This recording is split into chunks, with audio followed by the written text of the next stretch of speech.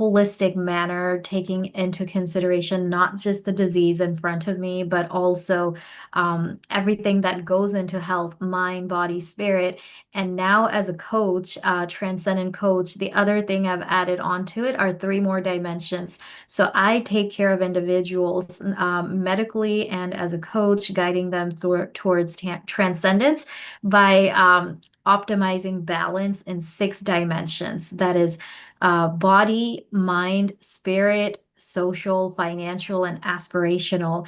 And what I've found is in addiction is that we're all born to be high. But it's to growth. And unfortunately, when we have these substances that we use as maladaptive coping mechanisms, it hijacks from that purpose we're here for.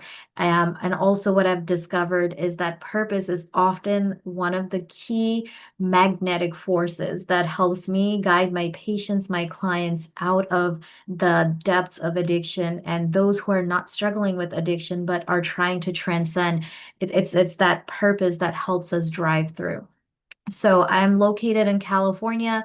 Individuals who want that full breadth of what I can bring, the doctor role, the coaching role, they can connect with me through my telemedicine company, zenaracare.com, ZENARACARE.com.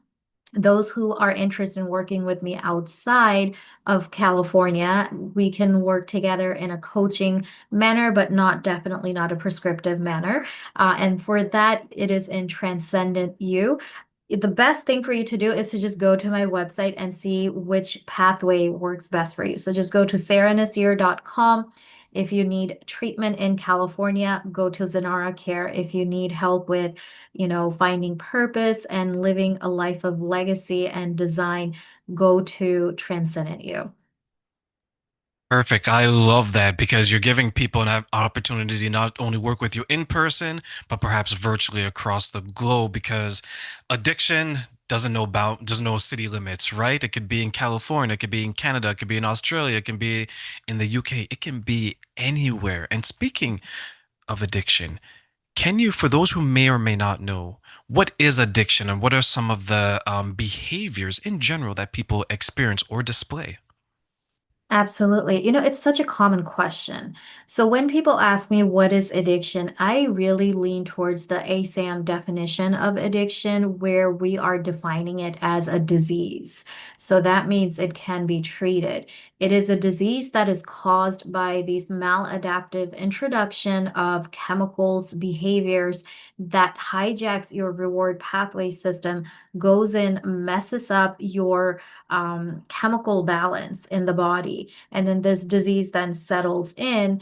Then it may start acutely, and then it ends up becoming a chronic condition that where you lose control over yourself, you will put yourself, loved ones as at risk, or engage in risky, dangerous behavior, use even though you know you shouldn't be using these substances or engage in these behavioral activities, because you can't stop. If you stop, what starts to happen is the body starts to decompensate and starts to go into this crisis mode, the survival mode, and that leads to um, the push from within to get to safety. This is how I describe things to my patients. And normally they really appreciate this way of explaining in a way that makes sense the complex scientific concepts.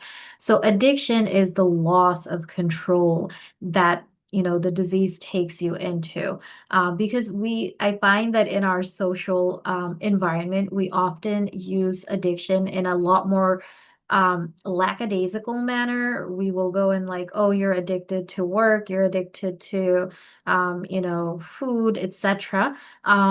So definitely it is involving that pathway in the brain that involves motivation, action taking, delayed gratification, as well as the reward pathway that happens inside. It is when it starts to go out of control, it's hard to get out of. Basically, simple terms, that's when addiction starts to happen. And so, what does it look like? If you're experiencing it yourself, you may notice some of these things. But oftentimes, initially, folks are really good at hiding it. You know, I love the way you started the process coach train where you said that addiction knows no boundaries. Addiction also knows no religion, no culture. It doesn't care about your socioeconomic status. You know, anybody and everybody can have it, but it is so hard to talk about that people will not want to be like, hey, I'm struggling. I need help because of the stigma associated with it.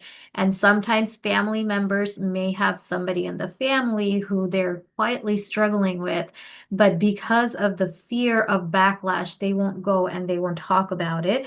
So they will put on their faces to fit in and, keep up with the appearance, keep up with the Joneses, even though they're struggling inside. So they may look like just like anybody, like a very normal person, happy, vibrant, but inside they are probably struggling with withdrawal symptoms, other conditions that put them in there in the first place, like grief, trauma, so many other conditions. Um, so those individuals who have it, the withdrawal symptoms are the biggest ones that are easy to experience. And basically, it becomes like a whole body experience that, your body lashing out, your body throwing off danger signals everywhere. You might see your nose is runny, your eyes are runny, your guts are runny. It's coming out the top, it's going out the bottom, it's coming out of the skin. You can't sleep, you're agitated, you're anxious. So it kind of piles up. And then depending on if you're using the sedative category, like the benzodiazepines and the sleep medicines or alcohol, um, you then start to worry about another set of withdrawal symptom, which is seizures, right? So these are the withdrawal effects. The desired effect that people go into it for is that quick euphoria or quick happiness, quick dose of happiness to feel relaxed, to feel calm. People will go and use stimulants to actually rejuvenate and get that boost of energy. Caffeine has a natural boost of energy, but then the harder chemicals like cocaine, methamphetamine, those just do this dump of dopamine, and you just get this spike of um, energy, euphoria, happiness. And then once all that is gone, the body is left basically emptied out. So the next round, the body tries to protect itself from being in that extreme state because the body doesn't like being in extreme states. Okay. So then it starts to disable a lot of its natural mechanisms. And thus, when you don't have the chemicals, your body is in a deficit state. And that's when all these withdrawal symptoms start. And it pushes you to go use again to close that chemical gap. And when that happens, people end up like feeling hopeless, feeling frustrated that they have lost control over their body. But in some ways it's a bit of a survival mechanism that kicks in. But when people are doing it without that knowledge, without that guidance, which we as doctors bring with the treatment process, it is becoming a sustaining and feeding the disease in many ways. So I know I went over a lot. So how are we doing? Just want to do a temperature check. No, that's perfect because many of the things that you mentioned I was aware of. And there are those who don't know a lot about it because it's not something that's on their bingo card for 2026 or 2027, right? If over the last 3 years, I knew of addiction, but no one around me had it until I came in contact with someone that was experiencing it. You hear, oh, this person's addicted to work, but they say it in somewhat of like a joking manner. It's like depression. Oh, I'm depressed. Like a lot of people use it as a way to maybe convey certain types of situations, but they don't actually mean that they're depressed or they don't actually mean that there's addiction. But when it comes to the way you explained it, I think that is very well for those who may be coming into it, maybe for the first time or on the horizon of it. Would then, when you mentioned the withdrawal and you mentioned some of the behaviors, would then that mean that the addiction is more than just physical, it's emotional, mental, and otherwise? Yes and yes. It's as I said, like addiction impacts you in all dimensions of you. It may start as an emotional coping mechanism for many, certain individuals who have other comorbid conditions like ADHD or schizophrenia, they're already in that physically, chemically altered state to begin with, maybe due to genetics, maybe due to food, lifestyle, etc. And so when they are being exposed to these chemicals, that physical dependence definitely increases. And then many times people are turning to these substances to, dampen or block out the emotional um, intensity of other conditions like PTSD, like rape, being present in war, abuse. And another thing we look at is adverse childhood events, so many things, right? Some people turn to it when they lose somebody they love, many times in a traumatic way, because it's that immediate shutting down, immediate sense of control, then that spirals out of control when there's not other coping mechanisms present.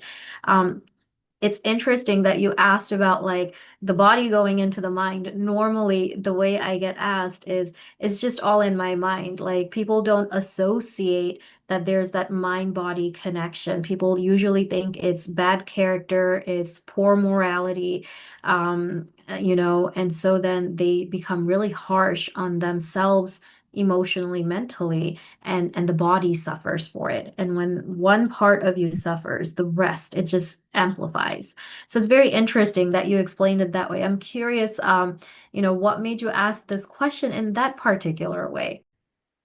Well, because there's growing up, I was always told that there's what's the word I'm looking for? There's an image of those who are going through an addiction, right? It's not the bankers, it's not the lawyers, it's not the doctors, it's not the nurses, it's not the CEOs. It's the person that's either homeless or near homeless. Like they paint this picture of this criminal, this runaway, this vagrant, this juvenile. But as I've gotten older and I started to work with people in the charities that I work with, specifically women, I began to realize that no, it's people are going through things emotionally, people are going through things spiritually, people are going through things mentally, people are going through things physically. The four pillars of health are impacted, and it's a shame that some people don't see that. So that's why I asked the question that way. No, of course. And you bring up something very, very important. Before I dive into that, I wanted to add financially, and tying it together, you said that there's this image of people who are struggling with addiction. They basically, their lives are falling apart, and that's how they look like. That may be the end stage, like how you have cancer, people are walking around, they look fine and dandy, but by the time they have cancer, the world sees it. Their hair has fallen off because they have gone through chemo. Their cheeks are sunken because their body has basically used up all the energy. That's the end stage when things go out of control. But the exact categories you mentioned, doctors, CEOs, nurses, teachers. I'm going to add a few more to that. Single or stay-at-home moms or dads going through divorce and financial individuals whose stock markets are crashing, college students, struggling with their grades. All of these individuals can and have a chance of falling into addiction. And oftentimes you don't, people don't start talking about hard drugs like, oh, they're doing heroin or snuffing methadone or cocaine. They will be like, oh, I love a drink. I think that's the more commonly abused substance that's legal and easy and socially acceptable.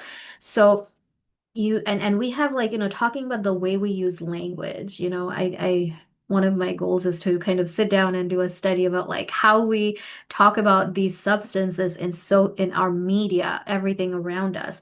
Because you'll see like there's jokes like, oh, a mom had a hard day of work, and what's her best friend at the end of the day is to go in a bath and sit down with a bottle of Chardonnay and finish all of it. That is starting the process of addiction in many ways. If you do it plenty of times, it builds up.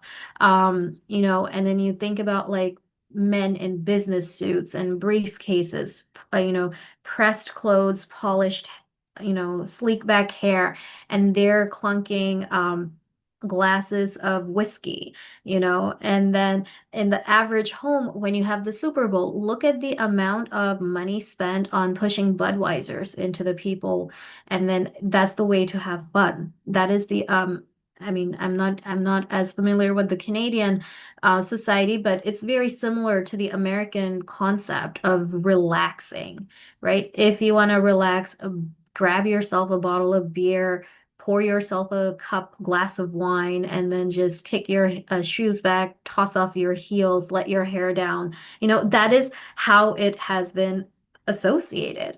Um, and that is normalized, but you don't see what happens when the camera turns off, what direction that goes.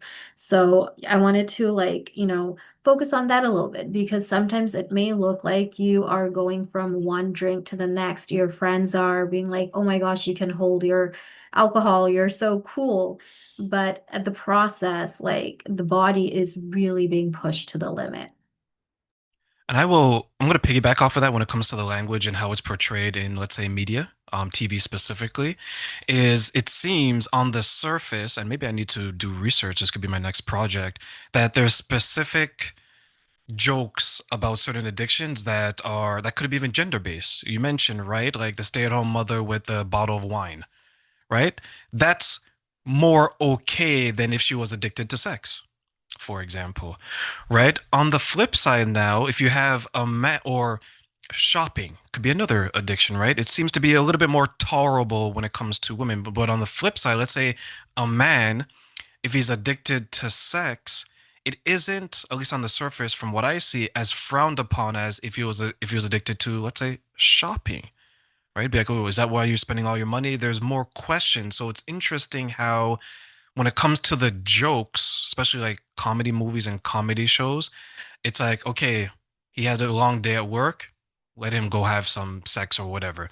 She had a long day at work, okay, the bottle of wine. It's like the best example I can give is, let's say you have a cabinet and these are all your coping mechanisms, right? It could be, let's say, a good book, it could be people, it could be friends, but behind that, because that's the first layer, and that's a little bit more healthy, behind that is the bottle of wine, is the drugs, is the multiple partners, right? And I think some people forget that we all have access to different coping mechanisms. It's which one are we going to take, which one are we going to pick, and which one is going to benefit us in a healthy way long term. Could that be maybe an accurate description of coping mechanisms, how people may struggle to pick which one is going to benefit them the most from a healthy perspective? I think you opened a book for me that, I haven't thought about that gender-based approach. It's very fascinating that you say that. And I honestly had no privy to is being involved in sex more stigmatizing for men versus women. I think that's very fascinating that you mentioned that. But I do agree with the language of, you know, um, certain things being played off a little bit more acceptable depending on what is the gender, ethnicity, appearance of the person doing it. I know you talked about the comics, and my brain just went immediately to all those stand-up comedians who are standing there like red in the face because they're drinking to cool their nerves. And I'm watching them. Or sometimes, in the performances, like, Bruno Mars, I'm gonna throw out his name because I remember watching one of his performances. I'm like, this man is on something, not alcohol, but something. Um, Presidential debates. I've watched a few of those. I'm like, he is not fully there. There's something else there with him, or, something has been put to sleep. So, it's very fascinating that you mentioned that. Now, coming back to the coping mechanism, when I was getting my coaching certification, I had to learn about NLP. And one of the concepts that was brought up there is the concept of having a menu. And then, come into the medical world with the cognitive behavioral therapy, etc. I think it is a very powerful point that before the storm strikes, before the fire blazes, it is so important to have those emergency plans in place in terms of how you're going to react to a certain situation. And that is what the coping skills that you're talking about, in my opinion, is to have a menu. I'm feeling stressed, and so am I going to go paint or am I going to go pick up a cigarette? How am I going to respond? That is the coping mechanism you just talked about. And then, as you mentioned earlier, based on maybe our childhood experience, our background, our culture, we may pick one over the other. Is that correct? Maybe. That our upbringing definitely influences us. In particular, the adverse childhood events score that I was talking about, ACEs. This is something that I see we're using more and more now screening. It asks about growing up, if you had both parents present, if you were abused, if you grew up around violence, etc. So those traumatizing events can actually impact the way the person grows up into the adult. It impacts how your brain develops.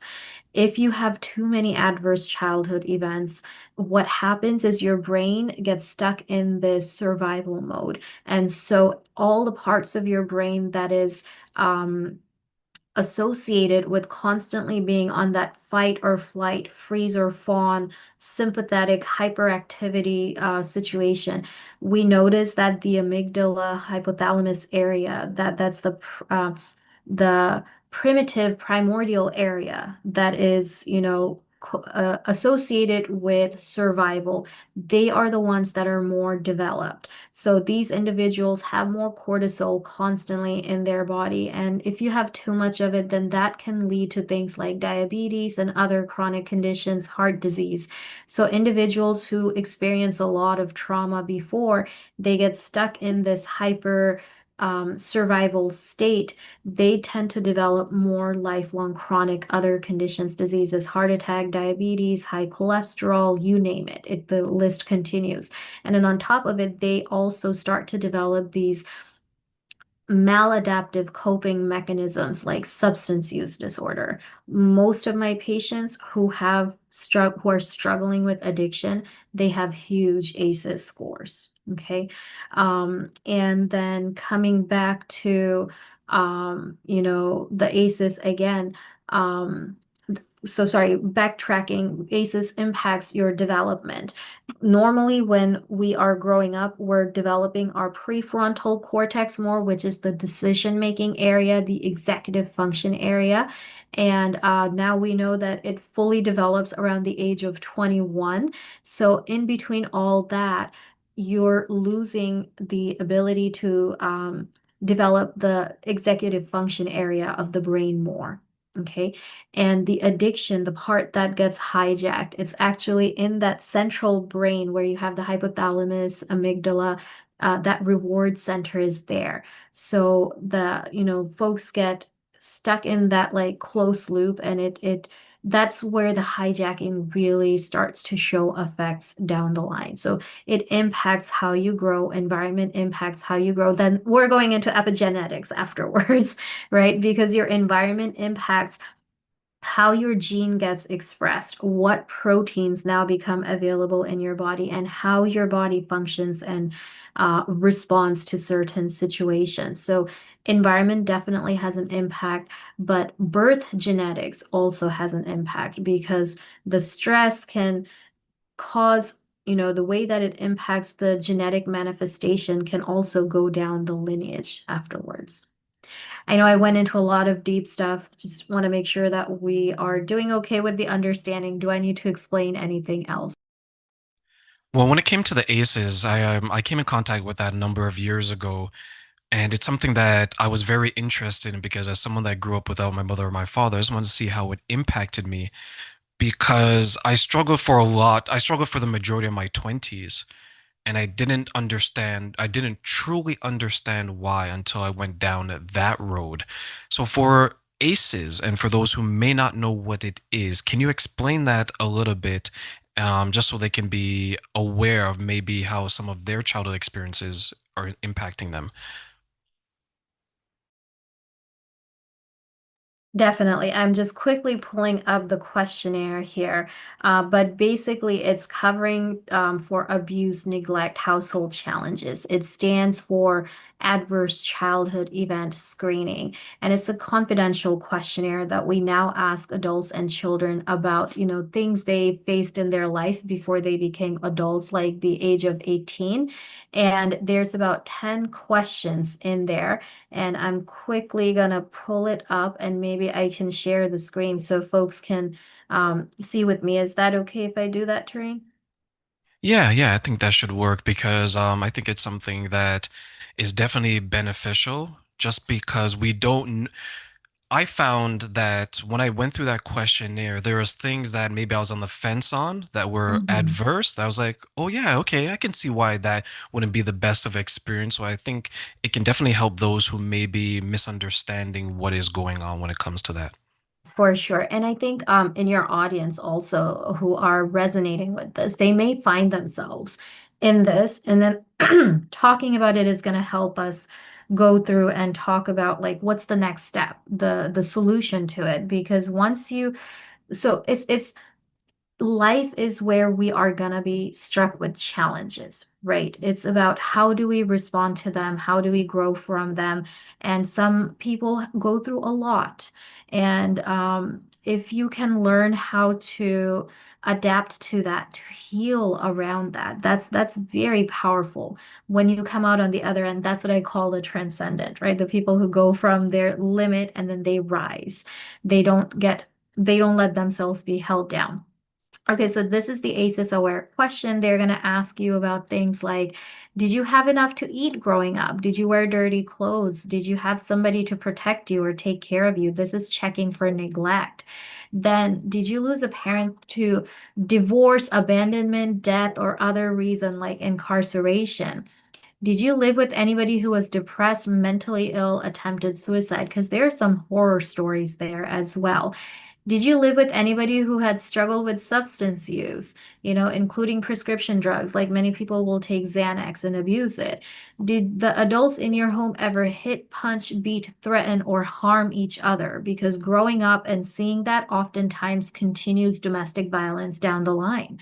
Um, did you live with anyone who went to jail or prison? Huge in the, I'm going to say the Black population in America. I worked, when I used to work in DC, I used to work with, the underserved population, significant amount was African American population. And it was really hard to come by a family that didn't have a male figure incarcerated or had some sort of prison, and then the women too. So it's really impactful in that's the racial injustice and inequality access to healthcare that shows up in this question. Did a parent or adult in your home ever swear at you, insult you, or put you down? It is so common, unfortunately. It breaks my heart. Now that I have my own kids, I'm like, why could you do that to your children? It really impacts that development, that going from that, because when we're children, we're so much in that primitive part of our brain. And then over the years, we master the executive function, and this impacts it significantly on that. Did a parent or adult in your home ever hit, beat, kick, or physically hurt you in any way? It's not even, oh, okay, I'll come to that. Did you feel no one in your family loved you or thought you were special? Because we should be growing up feeling special in our family. It's not the world's job to make us feel special, but each child is a gift to the family. And for us not to appreciate that, we're not serving humanity, we're not propagating humanity the way it should be. Did you experience unwanted sexual contact? This is huge for women and unfortunately for boys and men too, such as fondling, oral, anal, vaginal intercourse. So depending on how you score on these 10, the interpretation then goes to see who, what's the severity of ACEs. And then the next part of the research was to see how did this develop into chronic illness in people because it impacts health.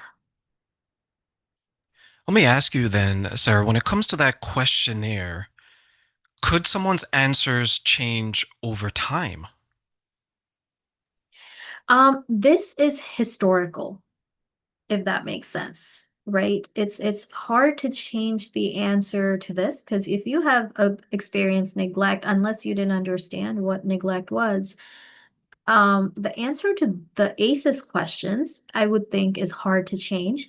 But if you then move on to like screening for other conditions like anxiety, depression, bipolar, schizophrenia, I would think those would change because as you learn to cope with things, and it may mean like behavioral coping, sometimes pharmaceutical intervention with a proper physician, prescriber, and then lifestyle.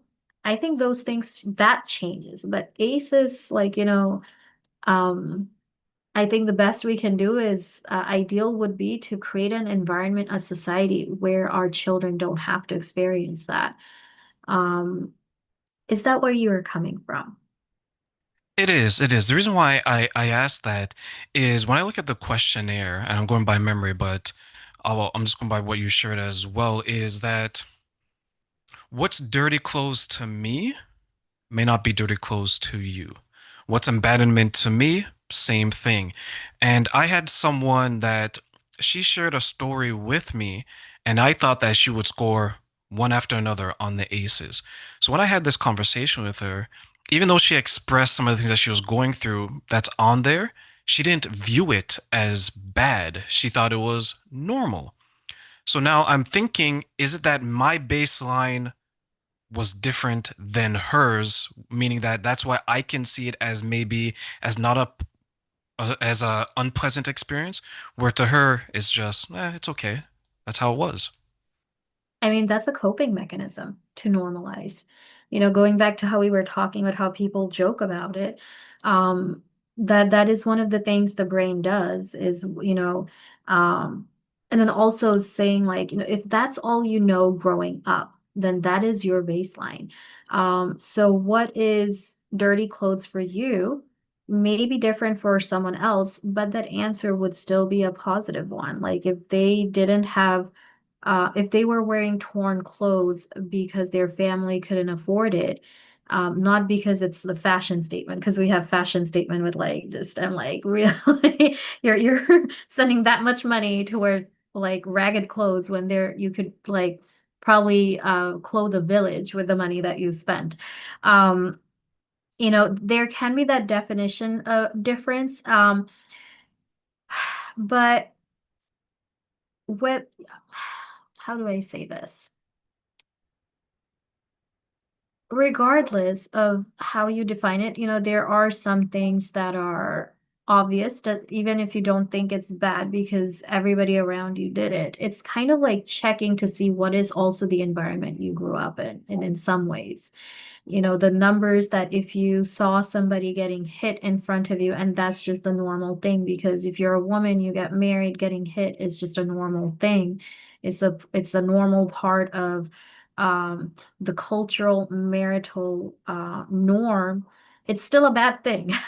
It's just that you may be coping with it by saying like it's just normal. That's just how it goes. That if dad drinks, he's gonna come home and he's gonna explode on the house and hit whoever's near hand. Um, the maturity later can change, and sometimes these questions help you see that.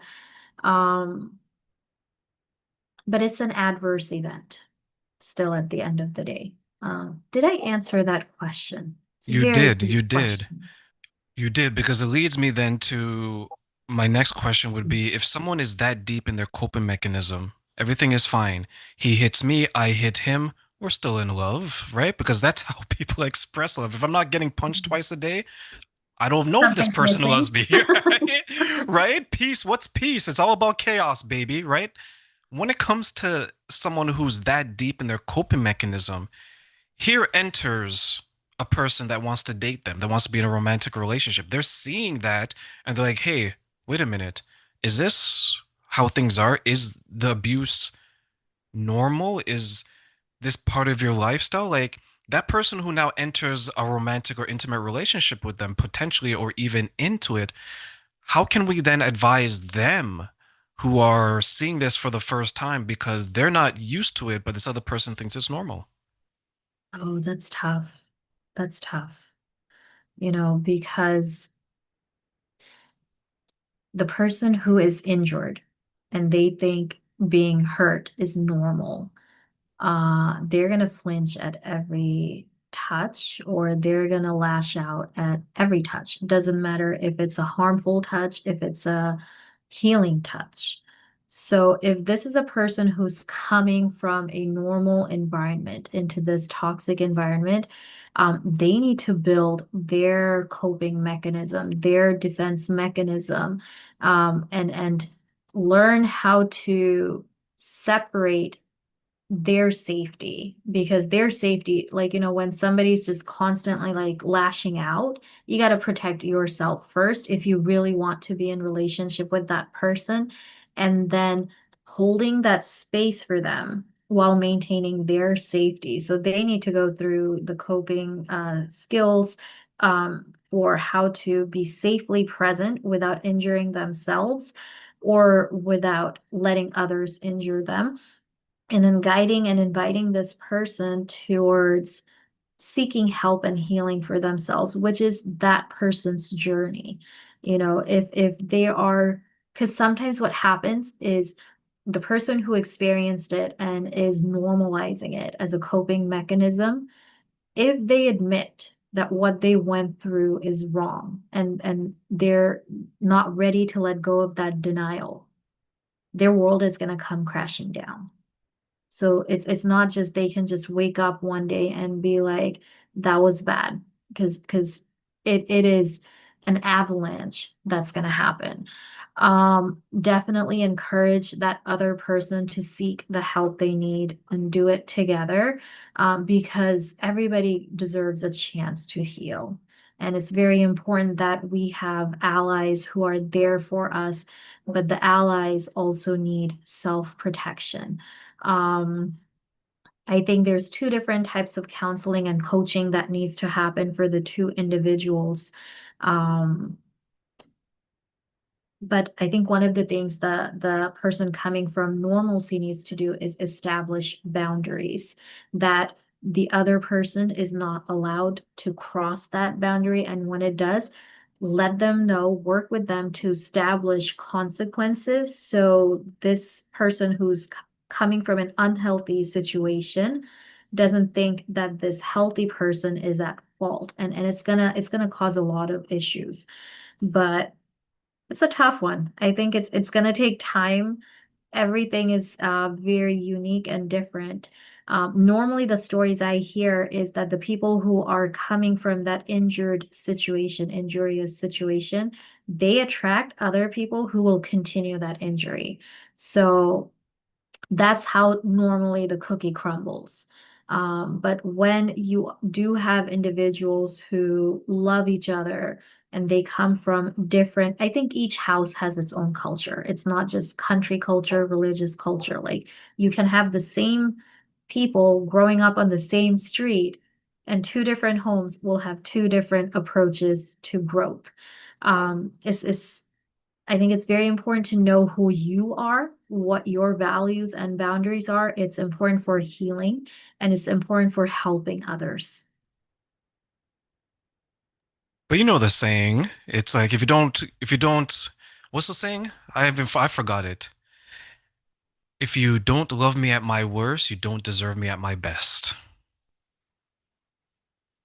Hmm. I don't know about that. I don't know about that. That brings me to my mind, like, with my kids, when they do something bad and I'm angry at them and I'm yelling at them and I'm laying down the consequences of their action, they will question, do you love me still? You know, and I have to tell them, I still love you. Even when I'm angry at you, I will never hate you. You are my heart and soul, but I can be angry at you. I can implement things and I can still love you.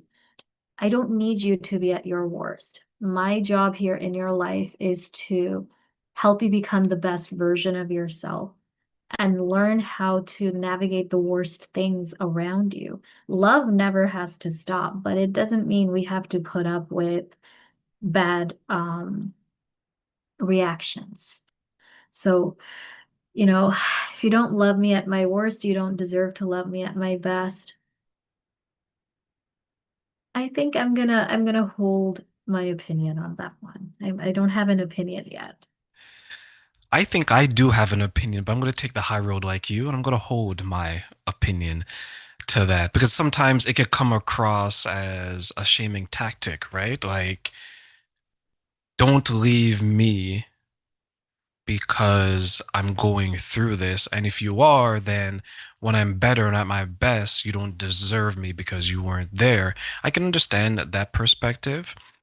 Um, One thing I've always found, who I've talked to a few men and women about this, whose partners are suffering with addiction or substance usage, is how are they going to be viewed if they were to end the relationship while the person is struggling with Mm, that, mm. right? Because they Yeah. express a little bit of shame and guilt. What are your thoughts about that? Real quick, I'm gonna turn it back to you because I want to hear more about where you're coming from. But what I want to say is you got to put on your own oxygen mask first, is the first thing, is before you can help somebody else. If you feel that you're getting hurt and you're becoming the liability and not the asset, you need to protect yourself.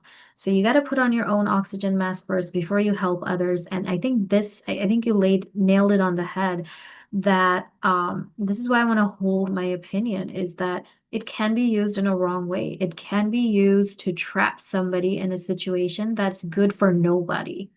But and it just continues the cycle of abuse, trauma, and violence. So yeah, back to you. Yeah, I will agree, especially if you're the type of person that you want to help. And I think the majority of us do want to help in our own way. Some of us do it in different ways, but when you want to help someone because you see that they're struggling, and I think the average person, if they see someone in pain, they do want to help, whether it's in passing, they may call someone else or they may volunteer their assistance themselves. But when someone tells you, you have to do this for me, then you're right. It's like, okay, I'm willing to help, but at what cost? At my own detriment? You know, because there's a little bit of fear. Like I look at my own personal experience, and when I was going through with my partner who was struggling with that, it's just I want to be there for that person. That person is now impacting my life and potentially could destroy what I have built because of a choice that they made. But as the addiction goes further and further, they have less power over their choice to a degree. But a choice was made for me that I didn't agree to, nor that I was even counseled on. So that's something that I struggled with. And then when I ultimately had to leave, I had to say that I think this is best for all of us because you're going through something and unfortunately it doesn't seem like I'm equipped to help you in the way that maybe you need to be helped, but I need to also protect my peace as well.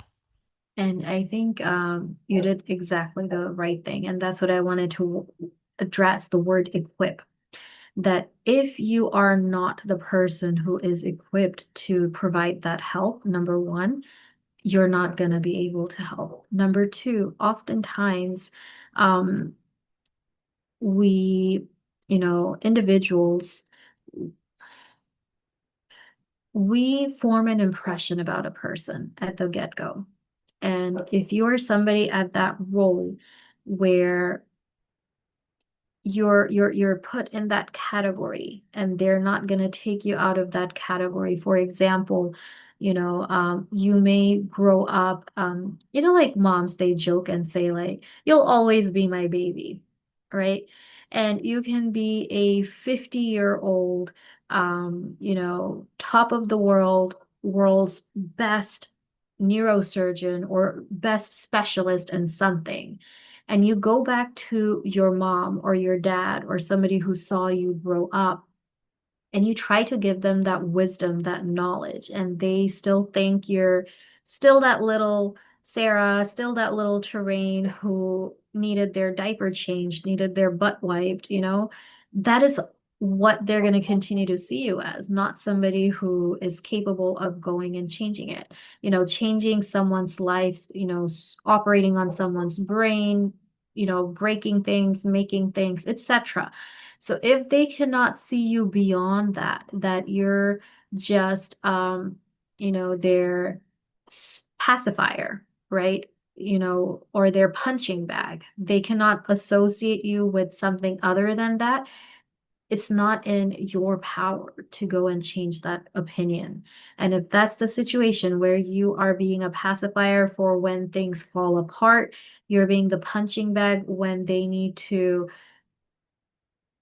deal with all the self-hatred and anger inside of them against the world, um, you can't change that, and they will not go and seek help. You need to put your own oxygen mask on first. You need to go save yourself, protect yourself, and then if the situation ever changes where you are in a place to help them and they're in a place to receive that help from you, try it again. But sometimes the best thing to do is to just remove yourself from the situation, um, let time do its thing. And then if you're called back to it and you are the one who's supposed to help it, then you help it. And if you're not, don't hold it on yourself. Like give yourself that grace. How important is it for people not to get caught up in this savior complex? Um, I don't have an answer to that. Mm. Tell me your thoughts. What made you ask that question? Maybe it'll be easier Well, for me to answer yeah. particulars. Yeah, let me rephrase it, but I'll answer your question. I asked that question because that's something that I've heard some people struggle with is I have to save them. I have to save them. It's my duty to save them. Put their oxygen mask on first before I put mine. So when I was hearing you speak, I was like, I wonder if there's people out there that may think that I hear what Terrain and Sarah is saying, but I have to save this person. And I'm trying to understand where does that come from in some people's mind where they feel this obligation to save that person. I think it comes from that trait in us that you mentioned earlier, that all of us, we want to help somebody, right? When we help somebody, we feel a sense of accomplishment, contribution, significance. And also, oftentimes, when it is somebody you love, it comes from a place of that deep connection with that other person to want to see them succeed. I think that's where that desire to help someone comes from. And I think it's a very noble characteristic of being human. I think it's a beautiful part of being human that we want good things for others because we have it. We want to pass it on. We want to see it reflected in other parts, and it reminds us of how good we have it. And then the joy, the happiness, the love, it just amplifies. So that's a good thing. However, not knowing your boundaries, where you are starting to go into danger zone, where you are letting others come and, trample and wreck your safety zone. I think if it goes into that situation, that's where it stops serving you. We all actions and intentions, they arise from a good notion. It's just how do we let it grow? Does it grow into a weed that takes over the yard, or do we trim it and prune it until it becomes like the sweetest fruit-bearing tree? Depends on us. So The desire to help other comes from a very noble part of our existence. But then to be abused by it, that is where we need to defend ourselves. Hope that answers the question. It does. It does. And it leads me to one more question for you, Sarah, before I let you go today. I want to give you three wishes for this question. What are three things you wish people knew about setting boundaries and why? Three things about setting boundaries and why. Um, I wish, number one, people understood setting boundaries is important. Number two, it is okay to set boundaries. And number three, it is okay to protect your boundaries. Okay, so now we'll go into the why. Um, Boundaries are important to protect yourself, your sanity, and what you're building. We are on this earth for a very short amount of time. You know, from birth to death, it's gone before you know it. Some of us go later, some of us go sooner. And we are here to do something very, very big and noble, every single one of us, with the time frame that we have. And if we don't have boundaries, we can transgress. We can go fall into danger zone. We can fall into the cliff. For example, addiction is one of the reasons. You know, you don't have boundaries, you keep going and you fall into addiction. Number two is those who don't understand the concept of boundary are going to come and try to bring their chaos into your calm so they can normalize the destruction that they have lived through. Organization, structure, peace is not something normal to them. And those individuals who don't have it, when they see somebody else has it, it hurts. It hurts them. So maybe it's from jealousy, maybe it's not even intentional. It's just to make them feel like what they went through is okay. So they want to see that everywhere else. There's that projection, denial playing in as the coping mechanism.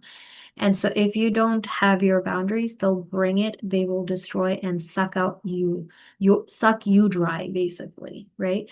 And oftentimes the way we grow up is, at least as a woman, this is something I've encountered, is that maybe it's a cultural thing too, because I think in America it was totally different from how I grew up in my Bangladeshi origin, is that there was this thing of like you have to worry about making others happy. So if somebody else doesn't want to go on that Disneyland ride, they don't want their kids to go on that Disneyland ride, you have to keep your kid behind so their kid doesn't feel bad, instead of letting your kid go and have their core memories. I mean, both of you spend money to go in there. So, you know, and so it was done because it was like, oh, you want to be so courteous and considerate, and that's a good thing. You know, we are saying that being considerate and caring is a good show of caring, but not having that boundary means you deprive somebody else, you deprive yourself. It's okay to understand that they don't want to go, that's their decision. They don't want to send their kids, that's their decision. It doesn't have to be your decision, but it's okay for you to have your boundaries, you know? And so oftentimes we're raised on that thing, like you have to let go of your boundaries to accommodate people. And that oftentimes comes at the cost of yourself. And I want you to walk away with saying that setting boundaries is okay. And then protecting that boundary is also okay when they are coming and they're trying to bring that chaos into your life. Because if you love them, you will let them in, you will give them shelter and sanctuary, but it's okay for you to say, not at the cost of my home falling apart, my peace falling apart. Because when you need help after that, all that chaos and tornado goes through your life, they're not going to be there to help you pick up your pieces in a safe way. And if you're not safe, you're not helping anybody. So to help the others, you need to first help yourself. And sometimes that means locking that gate and turning up the electric.